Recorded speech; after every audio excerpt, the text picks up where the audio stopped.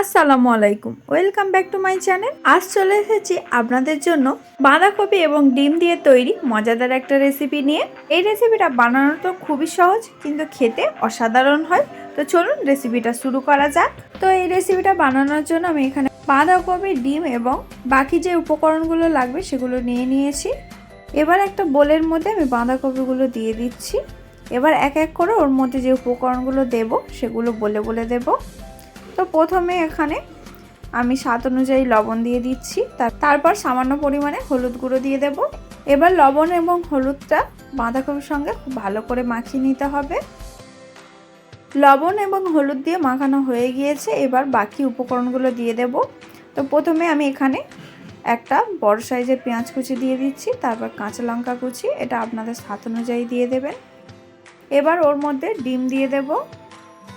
তো আমি এর মধ্যে 4টে ডিম দিয়ে দেব।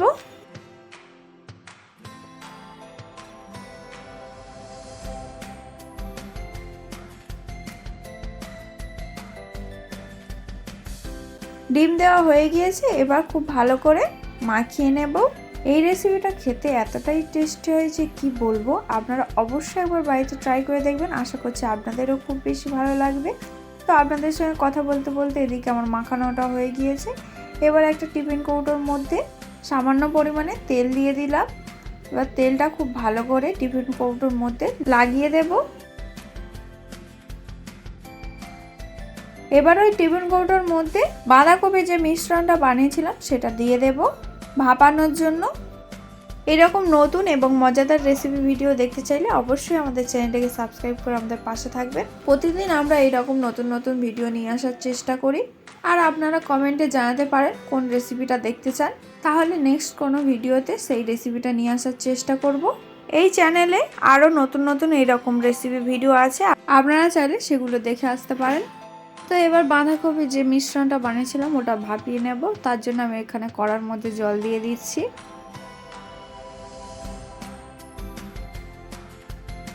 এবার ওর মধ্যে টিফিন কৌটোটা দিয়ে প্রায় 10 থেকে 15 মিনিট ভাপিয়ে নেব। তো 10 থেকে 15 মিনিট পর আবার ফিরছি। তো এখানে 10 থেকে 15 মিনিট পর ভাপানো হয়ে গিয়েছে। এবার এটা পিস পিস করে কেটে নিতে হবে। তো যতক্ষণ ওটা পিস পিস করে কাটা হচ্ছে, চলুন এদিকে রান্নাটাও শুরু করে দেওয়া যাক। তো তার জন্য আমি গ্যাসের মধ্যে কড়াটা বসিয়ে দিয়েছি। এবার ওর মধ্যে তেল দিয়ে দেবো। তো আমি এখানে কিন্তু সাদা তেল ইউজ করেছি, আপনারা চাইলে সর্ষের তেল ইউজ করতে পারেন। তো আমি এখানে যেগুলো পিস পিস করে কেটে রেখেছিলাম ওগুলো ভেজে নেব। তো তার আগে আমি কর্নফ্লাওয়ার এবং সামান্য পরিমাণে ময়দা দিয়ে একটা ব্যাটার বানিয়ে রেখেছিলাম, ওর মধ্যে এইভাবে কোট করে ভেজে নিতে হবে। তো আমি এরকমভাবে কোট করে একটা একটা করে তেলের মধ্যে দিয়ে ভেজে নেব। তো আপনাদের বাড়িতে যদি কর্নফ্লাওয়ার না থাকে তাহলে এটা ময়দা দিয়েও কোট করে বানাতে পারেন।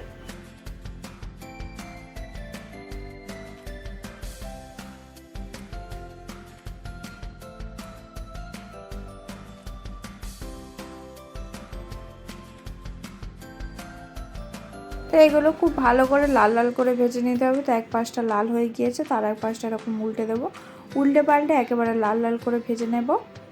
গ্যাসের ফ্লেমটা মিডিয়াম রেখে এগুলো ভেজে নিতে হবে, তা না হলে উপরের অংশটা পুড়ে যেতে পারে। তো আমার এখানে ভাজা হয়ে গিয়েছে, এবার তুলে নেব। বাকিগুলো এইভাবে ভেজে নিয়ে তারপর আবার ফিরছি। তো ততক্ষণে আপনারা দেখতে থাকুন আর ভিডিওটা একদম স্কিপ করবেন না।